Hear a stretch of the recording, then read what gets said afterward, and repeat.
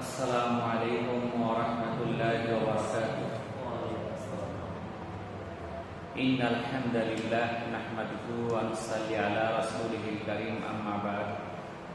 আল্লাহ পাকের নিকট লাখো কোটি শুকরিয়া যে মহান আল্লাহ তাআলা আমাদেরকে পবিত্র শুক্রবার জুমার নামাজ আদায় করার জন্য মসজিদে আসার মতো তৌফিক দান করেছেন।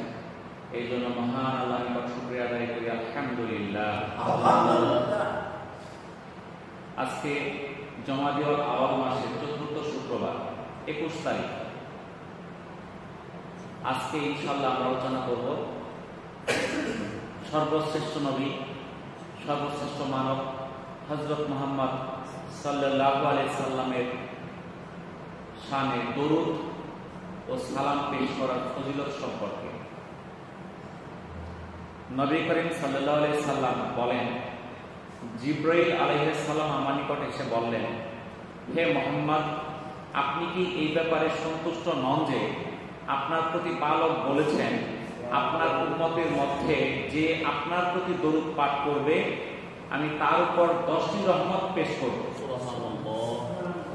আর আমার উম্মতের যে আপনার উপর সালাম পেশ করবে আমি তার উপর 10 বার শান্তি বর্ষণ করব।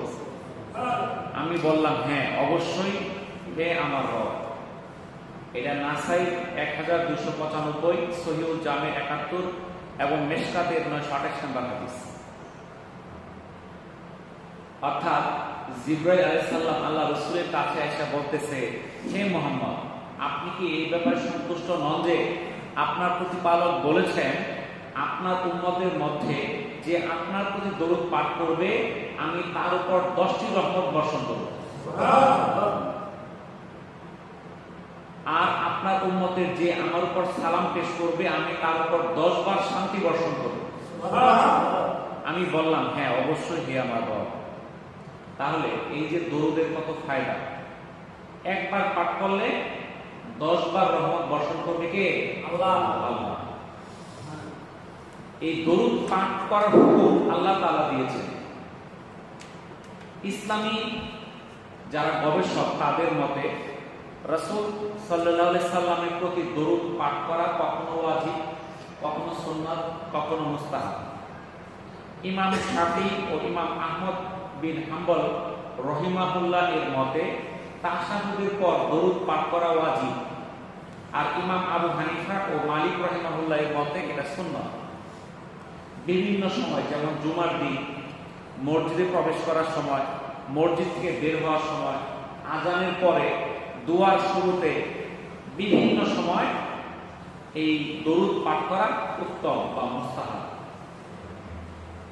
আমরা দরুদ কেন পাঠ করবো, এত কিছু ফায়দা আসবে, তাই না? তো আমি কয়েকটা ফায়দা বলবো, আমরা মনে রাখার চেষ্টা করব। দরুদ পাঠ করার প্রথম যে লাভটা হচ্ছে আল্লাহর পক্ষ থেকে রহমত লাভ করা।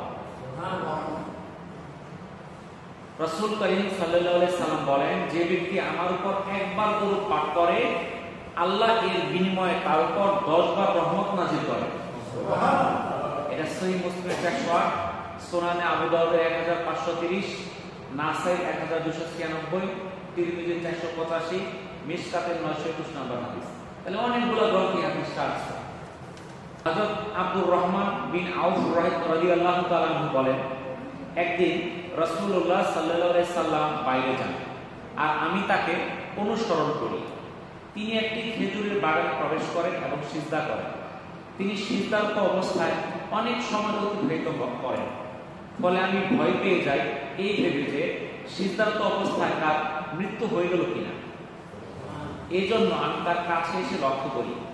তিনি মাথা তুলে বললেন, হে আব্দুর রহমান, তোমার কি হয়েছে? তখন আমি বললাম, মনের ভয়ের কথা। তিনি বললেন, জিবরাইল আলাইহিস সালাম আমাকে বললেন, আপনি কি এই ব্যাপারে খুশি নন যে আল্লাহ বলেছেন, আপনার উপর যে দরুদ পাঠ করবে আমি তার উপর রহমত বরকত নাযিল করব, আর যে আপনার উপর সালাম পাঠাবে আমি তার উপর শান্তি বর্ষিত করব। নবী করিম সাল্লাল্লাহু আলাইহি সাল্লাম এই জন্য শুকরিয়া আদায় স্বরূপ সিজদা আদায় করেন। এটা মুসনাদে আহমদের 1664, মুস্তাদরাকে হাকিমের 2019 এবং মিশকাতের 937 নম্বর হাদিস। তাহলে কত বড় ফায়দা। দরুদ পাঠের 2 নাম্বার ফায়দা হলো ফেরেশতা কর্তৃক আল্লাহর কাছে রহমতের জন্য দোয়া করা। অর্থাৎ যে ব্যক্তি দরুদ পাঠ করে তার জন্য কে দোয়া করবে? ফেরেশতা আল্লাহর কাছে দোয়া করবে ওই ব্যক্তির জন্য। রাসূল করিম সাল্লাল্লাহু আলাইহি সাল্লাম বলেন, তোমরা জুমার দিন আমার প্রতি বেশি বেশি দরুদ পাঠ করো। কারণ কিছুক্ষণ পূর্বে জিবরিল আলাইহিস সালাম তার প্রতিপালক আল্লাহর নিকট থেকে আগমন করে বললেন, হে নবী, পৃথিবীর বুকে যে কোনো মুসলিম আপনার প্রতি একবার দরুদ পাঠ করবে, আমি তার উপর 10 বার রহমত বর্ষণ করব এবং আমার ফেরেশতাবর্গ তার জন্য 10 বার ক্ষমা প্রার্থনা করবে।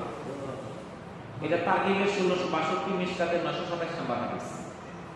তাহলে শুধু আল্লাহর রহমত বর্ষণ করেন, শুধু তাই না, ফেরেশতারাও তার জন্য 10 বার আল্লাহর কাছে ওই ব্যক্তির জন্য ক্ষমা প্রার্থনা করবে। তিনি আরো বলেন, যখন কোনো মুসলিম ব্যক্তি আমার প্রতি দরুদ পাঠ করে এবং যতক্ষণ সে আমার প্রতি দরুদ পাঠরত থাকে ততক্ষণ ফেরেশতাগণ তার জন্য দোয়া করতে থাকেন। অতএব বান্দা চাইলে তার পরিমাণ দরুদ পাঠ বাড়াতেও পারে, কমাতেও পারে। ইবনে মাজাহ 907, সহিহুল জামে 5744 নম্বর হাদিস। তাহলে আমরা যখন দরুদ পাঠ করতে থাকবো, যতক্ষণ আমার দরুদ পাঠ চলতে থাকবে ততক্ষণ পর্যন্ত আমার জন্য দোয়া করবে কে? ফেরেশতা। আর ফেরেশতা নিষ্পাপ, তাদের কোনো গুনাহ নাই। আমরা তো পাপে জর্জরিত, আমাদের দোয়া কয়টা কবুল হয় গ্যারান্টি নাই। কিন্তু ফেরেশতারা তো নিষ্পাপ, তাদের কোনো পাপ নাই, তাদের দোয়াটা নিশ্চয়ই আল্লাহ তাআলা কবুল করবে। তাহলে এই জন্য আমাদের বেশি বেশি কি করতে হবে? দরুদ পড়তে হবে। দরুদ পড়ার 3 নাম্বার লাভ হলো পাপ মোচন, সওয়াব ও মর্যাদা। কি কি হবে? তার পাপগুলো, গুনাহগুলো মুছে যাবে, সে সওয়াব এবং মর্যাদা পাবে।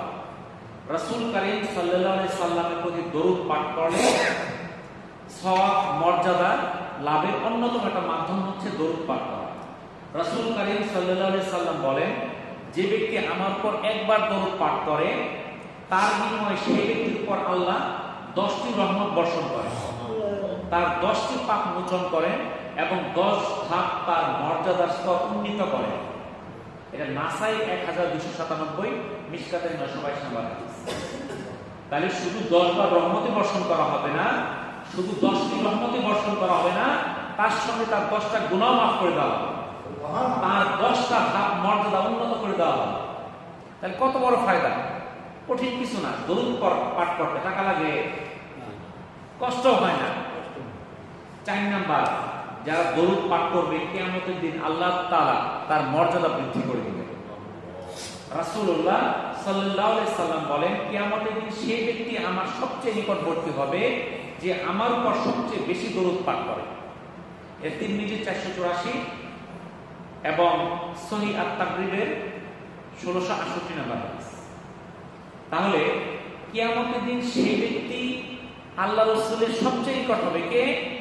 যে সবচেয়ে বেশি আল্লাহ রাসূলের উপর দরুদ পাঠ করবে। এটা তিরমিজির একটা হাদিস। 5 নাম্বার ফায়দা হলো, যারা বেশি বেশি দরুদ পাঠ করবে তারা আল্লাহ রাসূলের শাফায়াত লাভ করবে। রাসূলুল্লাহ সাল্লাল্লাহু আলাইহি সাল্লাম বলেন, যে ব্যক্তি আমার উপর দরুদ পাঠ করলো অথবা আমার জন্য ওসিলা দোয়া করলো, কিয়ামতের দিন তার ব্যাপারে শাফায়াত করা আমার জন্য কর্তব্য হয়ে দাঁড়াবে। তিনি আরো বলেন, তোমরা মুয়াজ্জিনের আযান শুনলে তার উত্তরে সেই শব্দগুলি পুনরাবৃত্তি করবে, আযান শেষে আমার উপর দরুদ পাঠ করবে, কারণ যে ব্যক্তি আমার উপর একবার দরুদ পাঠ করবে এর পরিবর্তে আল্লাহ তাআলা তার উপর 10 বার রহমত বর্ষণ করবেন। কয়বার? 10 বার রহমত বর্ষণ করবেন। এরপর আমার জন্য আল্লাহর কাছে ওসিলা প্রার্থনা করবে। ওসিলা হলো জান্নাতের একটি উঁচু স্থান যা আল্লাহর বান্দার মধ্যে শুধু একজন পাবে, আর আমার আশা আমি হব সেই ব্যক্তি। আর যে ব্যক্তি আমার জন্য ওসিলার দোয়া করবে কিয়ামতের দিন তার জন্য সুপারিশ করা আমার জন্য আবশ্যক হয়ে দাঁড়াবে। এটা সহিহ মুসলিমের 384, আবু দাউদের 523, নাসাই 678, তিরমিজির 3614, মিশকাতের 657 নম্বর হাদিস। অনেকগুলো হাদিসের গ্রন্থে হাদিসটা আছে। তাহলে আমরা নামাজের যখন আযান হয়, আযানের জবাবটা কি? যখন যেই বাক্যটা মুয়াজ্জিন তিলাওয়াত পাঠ করবে আমরাও সেটা পাঠ করব। মুয়াজ্জিন সাহেব যেই বাক্যটা পাঠ করবে আমরাও পাঠ করব। ব্যতিক্রম আছে, হাইয়া আলাস সালাহ হাইয়া আলাল ফালাহ, এরপর বলতে হবে লা হাওলা ওয়ালা কুওয়াতা ইল্লা বিল্লাহ। আর বাকি বাক্যগুলোর মধ্যে ওই বাক্যটাই পাঠ করতে হবে। এবং যখন আজান শেষ হয়ে যাবে তখন কি করা? তখন দরুদ পাঠ করা, ওয়াসিলা করে দোয়া করা। আজানের যে দোয়াটা আছে এই দোয়াটা আমরা অনেকেই জানি না, শেখার চেষ্টা করি। অন্তত দরুদ তো সবাই পারে, কারণ যেহেতু আমরা নামাজ পড়ি দরুদ তো আমাদের কারো ভুল নাই, সবাই আমরা দরুদ পারি।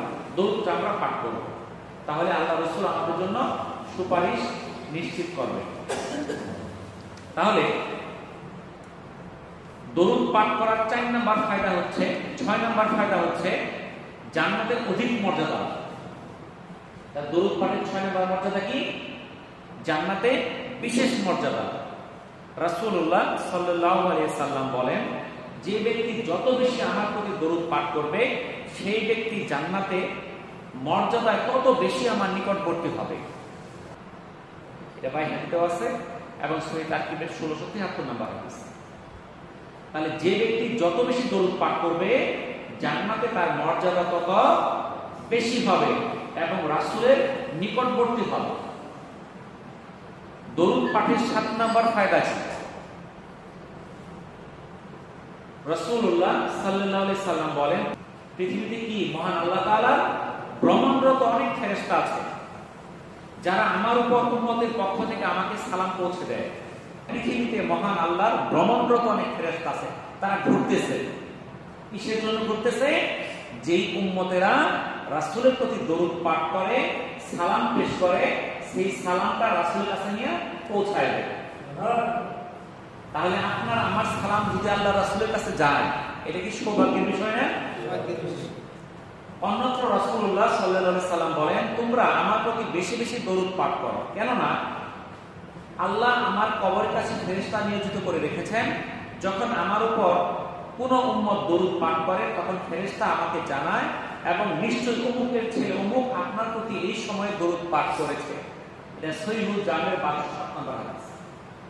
আপনি যদি আল্লাহ রাসূলের প্রতি দরুদ পাঠ করেন, শুধু আপনার নামটাই নিবে না, পিতার নাম সহ অমুকের পুত্র অমুক দরুদ পাঠ করছে, সেই সংবাদটা আল্লাহ রাসূলের কাছে ফেরেশতারা তাৎক্ষণিক পৌঁছায় দেয়। তাহলে আমাদের কি দরুদ পাঠ করার দরকার কি দরকার না বলেন? দরুদ পাঠ করার 8 নাম্বার ফায়দা হচ্ছে, কেউ যদি সালাম পেশ করে সেই সালামের উত্তর রাসূলুল্লাহ সাল্লাল্লাহু আলাইহি সাল্লাম দেন। রাসূলুল্লাহ সাল্লাল্লাহু আলাইহি সাল্লাম বলেন, কোন ব্যক্তি যখন আমার উপর সালাম পেশ করে তখন আমার মধ্যে আমার আত্মা ফিরিয়ে দেয়, ফলে আমি তার সালামের জবাব দিই। তাহলে সালামের জবাব দেওয়ার জন্য স্বয়ং আল্লাহ তাআলা সেই ব্যবস্থাটা করে দিয়েছেন। এটা সুনানে আবু দাউদের 2041 নম্বর হাদিস। তাহলে আমি যদি সালাম পাঠাই, আসসালাতু ওয়াসসালামু আলাইকা ইয়া রাসূলুল্লাহ, আসসালাতু ওয়াসসালামু আলাইকা ইয়া হাবিবাল্লাহ, আসসালাতু ওয়াসসালামু আলাইকা ইয়া রাহমাতাল লিল আলামিন, এই সালামটা পৌঁছায় দেওয়ার জন্য ফেরেশতা আছে। এটা আল্লাহ রাসূলের কাছে পৌঁছায় দেয় যে অমুকের পুত্র অমুক এই সালামটা দিছে। আল্লাহ রাসূল তখন স্বয়ং কি করে? উত্তর দেয়। 9 নাম্বার ফায়দা হচ্ছে যে বেশি বেশি দরুদ পাঠ করবে আল্লাহ তাআলা তার চিন্তাগুলো দূর করে দিবে। আমাদের তো চিন্তার শেষ আছে বন্তদিনী, চিন্তায় টেনশনে ঘুম আসে না, বড়ি খাইতে হয় 5 পাওয়া 10 পাওয়া আছে না। এই দরুদ পাঠ করবেন আল্লাহ তাআলা তার চিন্তাগুলো দূর করে দিবে। উবাই ইবনে কাব রাদিয়াল্লাহু তাআলা বলেন, আমি রাসূলুল্লাহ সাল্লাল্লাহু আলাইহি সাল্লামের কাছে গিয়ে আরজ করলাম, হে আল্লাহর রাসূল, আমি আপনার উপর অনেক বেশি বেশি দরুদ পাঠ করি, আপনি আমাকে বলে দিন আমি দোয়ার জন্য যতটুকু সময় বরাদ্দ করে রেখেছি তার কতটুকু সময় আপনার উপর দরুদের জন্য নির্দিষ্ট করব। উত্তরে নবী করিম সাল্লাল্লাহু আলাইহি সাল্লাম বলেন, তোমার মন যা চায়।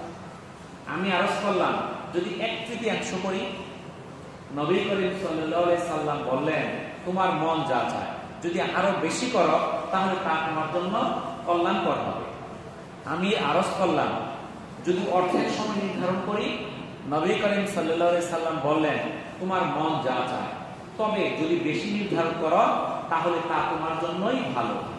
আমি আবার বললাম, ইয়া রাসূলুল্লাহ, যদি আমি দোয়ার 2/3 সময় শুধু দরুদ পাঠ করি? নবী করিম সাল্লাল্লাহু আলাইহি সাল্লাম বললেন, তোমার মন যা চায় যদি আরো বেশি নির্ধারণ করো তা তোমার জন্য কল্যাণকর হবে। আমি আরজ করলাম, ইয়া রাসূলুল্লাহ, আমার দোয়ার সবটুকু অংশ জুড়ে যদি আমি আপনার উপর দরুদ পাঠ করি, নবী করিম সাল্লাল্লাহু আলাইহি সাল্লাম বললেন, তাহলে তোমার চিন্তা ও ক্লেশের জন্য তা যথেষ্ট হবে এবং তোমার গুনাহ মাফ করা হবে। এটা তিরমিজি 2457, মিশকাতের 929 নম্বর হাদিস। অর্থাৎ আমরা যে দোয়া করি, আল্লাহর কাছে দোয়া চাই, এই দোয়ার মধ্যে আমরা কতটুকু সময় আমরা দরুদ পাঠ করি, এই সম্পর্কে উবাই ইবনে কাব রাদিয়াল্লাহু তাআলা আনহু আল্লাহ রাসূলকে জিজ্ঞাসা করলেন, হে আল্লাহ রাসূল, আমি যে দোয়া করি, দোয়ার মধ্যে কতক্ষণ সময় আমি দরুদ পাঠ করব? আল্লাহ রাসূল বলেন, তোমার মন যা চায়। তো উবাই ইবনে কাব বলেন, আমি 3/1 সময় আমি দরুদ পাঠ করব। আল্লাহ রাসূল বললেন, তুমি যা চাও তুমি আরো বেশি পাঠ করো, তোমার জন্য উত্তম। তখন সে বলল, তাহলে আমি অর্ধেক সময় দরুদ পাঠ করবো, অর্ধেক সময় দোয়া করবো। আল্লাহ রাসূল বললেন, তোমার মন যা চায় তুমি যদি আরো বেশি পাঠ করো আরো উত্তম। উনি বললেন, তাহলে আমি 3/2 সময় আমি দরুদ পাঠ করবো। এরপর আল্লাহ রাসূল বললেন, তুমি যদি আরো বেশি করো তা তোমার জন্য উত্তম। বললো, তাহলে আমি হাত উঠায় শুধু দরুদ পাঠ করব। তখন আল্লাহ রাসূল কি বললেন, তাহলে তোমার চিন্তা, কষ্ট, ক্লেশের জন্য এটা যথেষ্ট হয়ে যাবে আর তোমার গুনাহগুলো মাফ করে দেওয়া হবে। আমরা যে দোয়া করি, হাত তুলে দোয়া করি, দোয়ার মধ্যে দরুদ পাঠ করি কারা কারা করি? আমরা জানি না, এই জন্য পাঠ করি। আমাদের জানতে হবে।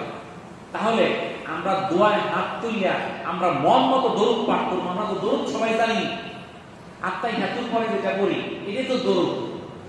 সবচেয়ে ছোট সহজ দরুদ আছে সাল্লাল্লাহু আলাইহি ওয়াসাল্লাম, এটাও দরুদ। কত লাগবে? 5 সেকেন্ড। সাল্লাল্লাহু আলাইহি ওয়াসাল্লাম, মাত্র 5 সেকেন্ডে আমার দরুদ হয়ে গেল। আর যদি আমি পারি নামাজের সময় যে দরুদটা পড়ি আত্মাহিয়াতুল পরে, ওই দরুদটা পাঠ করব। আরো অনেক দরুদ আছে, আমরা তো জানি না, যারা জানে ওরা পড়বে, আমরা যেটা জানি এটাই করবো, অসুবিধা নেই। তাহলে এই দরুদটা যদি আমরা পাঠ করি, তাহলে আমরা সকল চাওয়ার জন্য, সকল কষ্ট, ক্লেশ, চিন্তা ভাবনার জন্য এই দরুদটাই যথেষ্ট হয়ে যাবে এবং আমার গুনাহগুলো মাফ হয়ে যাবে। দরুদ পাঠ করব ইনশাআল্লাহ। 10 নাম্বার ফায়দা হচ্ছে, যারা দরুদ পাঠ করবে তাদের অন্তরটা পবিত্র এবং পরিচ্ছন্ন হয়ে যাবে। আমাদের অন্তরের মধ্যে গুনাহে জর্জরিত হইতে হইতে সেটা অপরিচ্ছন্ন হয়ে গেছে, ময়লা যুক্ত হয়ে গেছে। রাসূলুল্লাহ সাল্লাল্লাহু আলাইহি সাল্লাম বলেন, তোমরা আমার প্রতি দরুদ পাঠ করো, নিশ্চয়ই আমার উপর তোমাদের দরুদ তোমাদের অন্তরের পবিত্রতা, আর তোমরা আমার জন্য আল্লাহর নিকট ওয়াসিলা চাও। এটা সিলসিলায়ে সহিহার 3268 নাম্বার। তাই দরুদ পাঠ করে তার অন্তরের পবিত্রতা বেড়ে যাবে।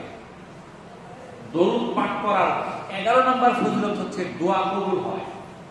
আল্লাহর কাছে যে আমরা দোয়াগুলো চাই, তাহলে আল্লাহ তাআলা যা দোয়ার মধ্যে চাইলাম কবুল করে দিবে যদি আমি দরুদ পাঠ করি।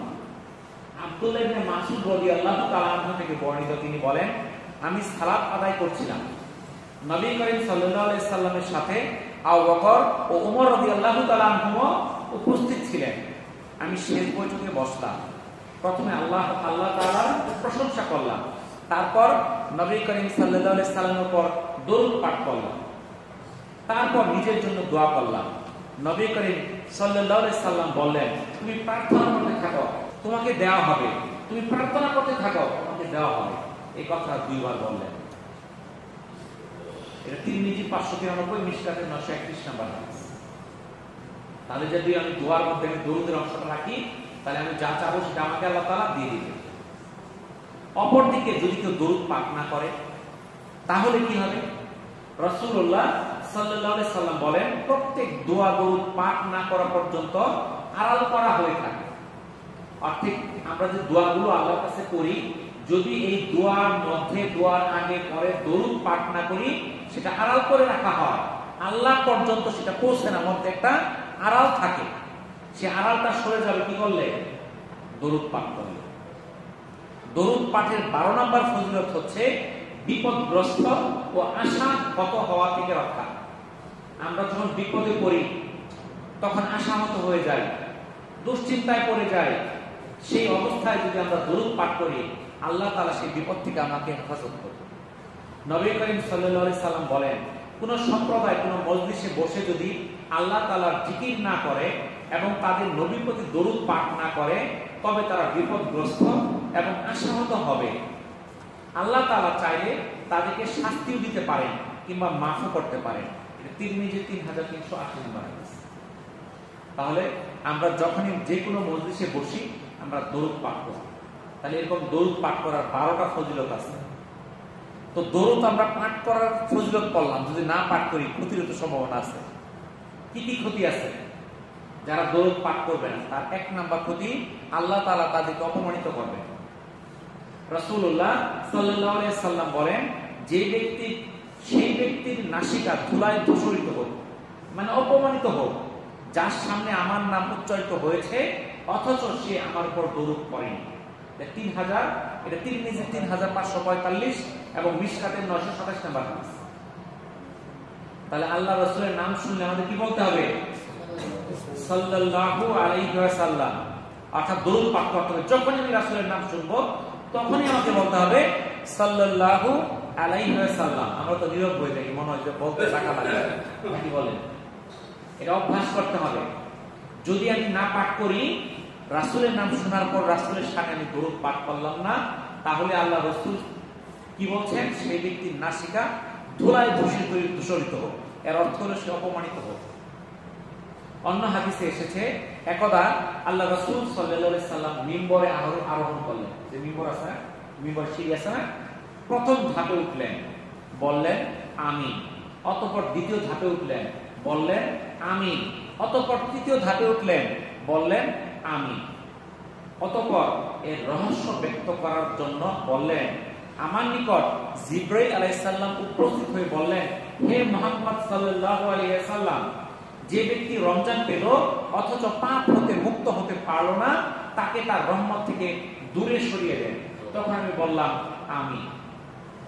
অর্থাৎ যে ব্যক্তি রমজান পাইল কিন্তু রমজান পেয়েও সে পাপ মুক্ত হইতে পারল না, তখন আল্লাহ তাআলা তাকে রহমত থেকে দূরে সরিয়ে দেন।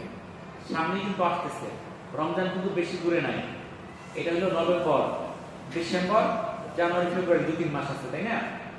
তো আমরা প্রস্তুত হতে থাকি, আমরা নিয়ত করতে থাকি যে আল্লাহ তাআলা যেন আমাকে রমজান পর্যন্ত হায়াতকে বৃদ্ধি করে দেয় এবং রমজানের জন্য আমরা সবগুলো রোজা রাখতে পারি এবং গুনাহগুলো মাফ করতে পারি। দ্বিতীয় ধাপে যখন আল্লাহ রাসূল আমিন বললেন, এটার উদ্দেশ্যে, এটা রহস্য আল্লাহ রাসূল বললেন, জিবরাইল আলাইহিস সালাম তখন বলল, যে ব্যক্তি তার পিতা মাতাকে অথবা তাদের একজনকে জীবিত অবস্থায় পেল অথচ তাকে জাহান্নামে যেতে হবে, আল্লাহ তাকেও তার রহমত থেকে দূর করেন। এতে বললাম আমিন। অতঃপর তিনি বললেন, যার নিকট আমার নাম উল্লেখ করা হয় অথচ সে আপনার উপর দরুদ পাঠ করেনি, আল্লাহ তাকেও রহমত থেকে দূর করুন। এতে বললাম আমিন। এটা সহিহ ইবনে হিব্বানের 409 এবং সহিহ তারগিবের 982 নম্বর হাদিস। যে আল্লাহ রাসূলের নাম শুনলো কিন্তু আল্লাহ রাসূলের উপর দরুদ পাঠ করলো না, সেও ধ্বংস, সেও রহমত থেকে বঞ্চিত হোক। তাহলে এই দোয়ার পিছনে আমিন বলছে কে? আল্লাহ রাসূল স্বয়ং নিজে আমিন বলছে। তাহলে ওনার দোয়াটাকে নিশ্চিত করব। তাহলে আমরা যদি আল্লাহ রাসূলের নাম শোনার পরেও দরুদ না পাঠ করি, তাহলে আমার ধ্বংস নিবার্য, এটা কোনো সন্দেহ নাই। যে ব্যক্তি দরুদ পাঠ করবে না সে কৃপণ হিসেবে গণ্য হবে। হয়তো দুনিয়াতে অনেক টাকাওয়ালা হইতে পারে, দানবীর হইতে পারে, কিন্তু যে আল্লাহ রাসূলের সামনে দরুদ পাঠ করবে না সে কৃপণ হিসাবে হাসরের ময়দানে উঠবে। রাসূল করিম সাল্লাল্লাহু আলাইহি সাল্লাম বলেন, সেই হচ্ছে কৃপণ যার সামনে আমার নাম উচ্চারিত হয় অথচ সে দরুদ পাঠ করে না। এটা তিরমিজি 3546, মুসনাদে আহমদের 1735 নম্বর হাদিস। তাহলে যার সামনে আল্লাহ রাসূলের নাম উচ্চারণ করা হইল কিন্তু সে দরুদ পাঠ করলো না, সে হচ্ছে কৃপণ। তাহলে আমাদের কি দরুদ পাঠ করা দরকার কি দরকার না বলেন?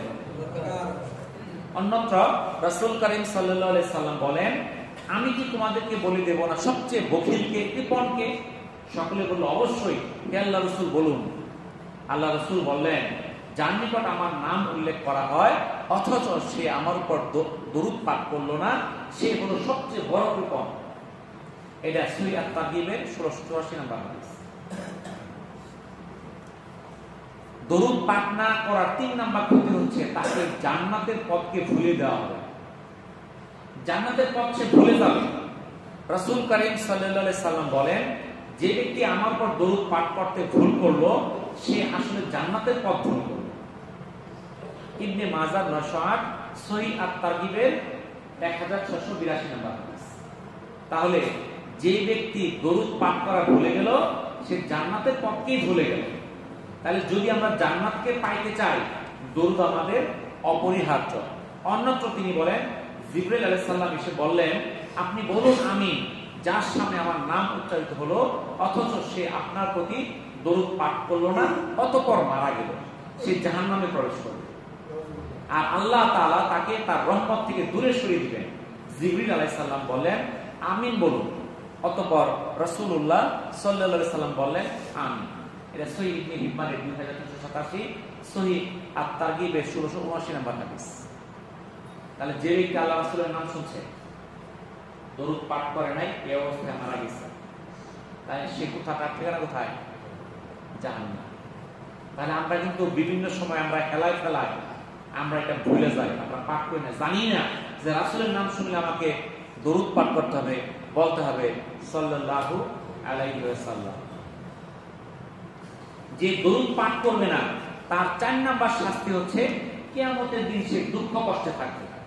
রাসূলুল্লাহ সাল্লাল্লাহু আলাইহি সাল্লাম বলেন, যখন কোন জাতি কোন বৈঠকে বসে আর সেখানে যদি তাকে আল্লাহর স্মরণ না করে এবং নবী করিম সাল্লাল্লাহু আলাইহি সাল্লামের প্রতি দরুদ পাঠ না করে, তাহলে তাদের জন্য কিয়ামতের দিন সেটি আফসোসের কারণ হবে, যদিও তার পুরস্কার হিসেবে জান্নাতে প্রবেশ করে।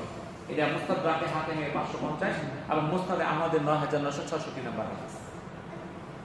অর্থাৎ কোন জাতি যখন কোন বৈঠকে বসে কিন্তু আল্লাহর স্মরণ করলো না, রাসূলের প্রতি দরুদ পাঠ করলো না, তারা যদিও আল্লাহর রহমতে জান্নাতে যায়, জান্নাতে গেলেও তারা আফসোস করবে, আমি বেশি বেশি দরুদ পাঠ করলাম। বুঝতে পারছেন তো? জান্নাতে যাওয়ার পর মানুষের আফসোস থাকবে, কি আফসোস? আমি আরো বেশি কাজ করলাম না কেন, আমি আরো বেশি বেশি দরুদ পাঠ করলাম না কেন, তাহলে তো আল্লাহ তাআলা জান্নাতে আমাকে আরো বেশি নিয়ামত দান করবেন। তাহলে এই যে দরুদের ফায়দা, এই দরুদ আমরা যখন যেখানে যাব, আমরা রাস্তাতে চলতেছি, আমরা দরুদ পাঠ করতে করতে যাব। দরুদ পাঠ করতে কি টাকা লাগবে? কোনো কষ্ট আছে? তাহলে সমস্যাটা কি? আমাদের মুখের একটা ভাষাই হয়ে যাবে, আমরা যখনই আমাদের কাজ নাই, দোকানে বসে আছি, কাস্টমার নাই, আমি ধান কাটতেছি, মনে মনে বলতেছি দরুদ সাল্লাল্লাহু আলাইহি ওয়াসাল্লাম, সাল্লাল্লাহু আলাইহি ওয়াসাল্লাম। আমরা নামাজের পর যে দরুদটা পাঠ করি সেই দরুদটা পাঠ করব। আরো যদি আমাদের বিভিন্ন ছোট ছোট দরুদ আছে, আমরা সেই দরুদগুলো পাঠ করতে থাকবো, তাহলে আল্লাহ তাআলা আমার চাওয়াগুলো পূরণ করে দিবে। আমরা যখন আল্লাহর কাছে হাত উঠাবো, হাত উঠানোর সময় সবার আগে আমরা আল্লাহ তাআলার প্রশংসা করব, তারপর আল্লাহ রাসূল প্রতি দরুদ পাঠ করব। আমরা বেশ কয়েকবার দরুদ পাঠ করার পরে আমার মনের কি চাওয়া, আল্লাহর কাছে চাওয়া, আমার চাওয়া শেষ, আবার আমরা দরুদ পাঠ করব। আল্লাহর প্রশংসা শেষ করে আমরা দোয়া শেষ করব। দোয়ার মধ্যে আল্লাহর যে সিফত, গুণবাচক যে নামগুলো আছে, এই নামগুলোকে আমরা উসিলা করব, যে হে আল্লাহ, আপনার রহমান নামের উসিলা করে আমাকে মাফ করে দিন, আমাকে রাহিম নামের উসিলা করে মাফ করে দিন। আল্লাহ পরম ক্ষমাশীল, দয়াময়। আল্লাহ তাআলার যে গুণবাচক 99টা নাম আছে, এই প্রত্যেকটা নামের মধ্যে আমার চাওয়া আছে। আমি কি চাই সেই নামটাকে উসিলা করে আল্লাহর কাছে চাই। কারণ আল্লাহ এমন একজন যার কাছে চাইলে কাউকে ফিরে যেতে হবে না। দুনিয়ার যত বড় বাদশাহী হোক, আপনি তার কাছে চাইলে একবার, দুইবার, তিনবার, চারবার চাইলে তার মনটা কালো হয়ে যায়, কি হয় কি হয় না? কিন্তু আল্লাহর কাছে যত চাই আল্লাহ তাআলা তত খুশি হয়। বুঝতে পারছেন তো? তাহলে আল্লাহর কাছে আমরা বেশি বেশি চাবো, আল্লাহর কাছে আমরা সবসময় আমাদের যত প্রয়োজন আছে আমি চাবো, আর রাসূলের সময় সর্বদা আমি দরুদ পাঠ করতে থাকবো। আল্লাহ তাআলা আমাকে তৌফিক দান করুন। আজকে আপনাদের নিকটবর্তী গ্রাম সাল্লাতলা কি কুড়রাকান্দা, ওইখানে বাদশা মিয়া, আপনারা চিনেন সবাই ওনাকে, উনি গতকালকে ইন্তেকাল ফরমাইয়াছেন, ইন্না লিল্লাহি ওয়া ইন্না ইলাইহি রাজিউন। ওনার জানাজার নামাজ হবে 2:30টা। উনি নামাজি ব্যক্তি ছিলেন, তাবলীগের কাজ করতেন, এবং আমাদের মাদ্রাসা আপনি যথেষ্ট পরিশ্রম করছেন। বিভিন্ন সময় যত প্রয়োজন টাকা হয়েছে, উনি বয়স্ক হওয়ার পরে উনি কখনো মানে না করেন না। উনি একজন দিনের জন্য, মসজিদ মাদ্রাসার জন্য জানপ্রাণ একটা ব্যক্তি ছিলেন। আপনারা সবাই চেষ্টা করবেন তার জানাজায় উপস্থিত থাকার জন্য। আড়াইটায় জানাজার নামাজ।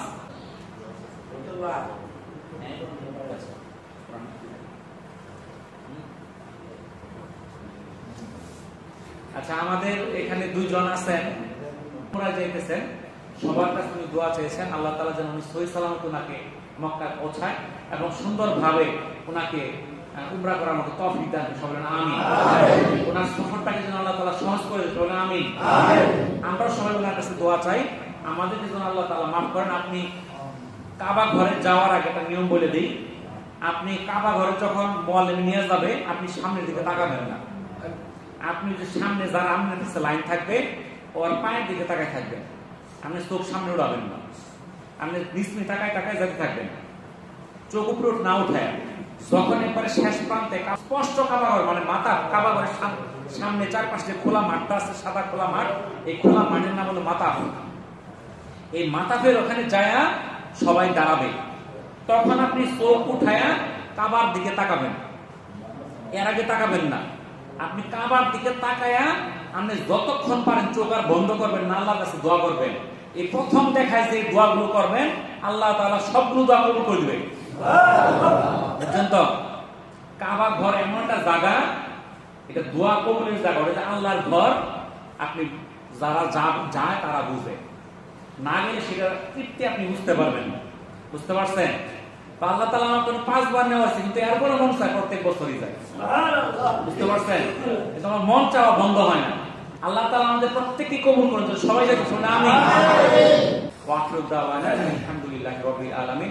আসসালামু আলাইকুম ওয়া রাহমাতুল্লাহি ওয়া বারাকাতুহু।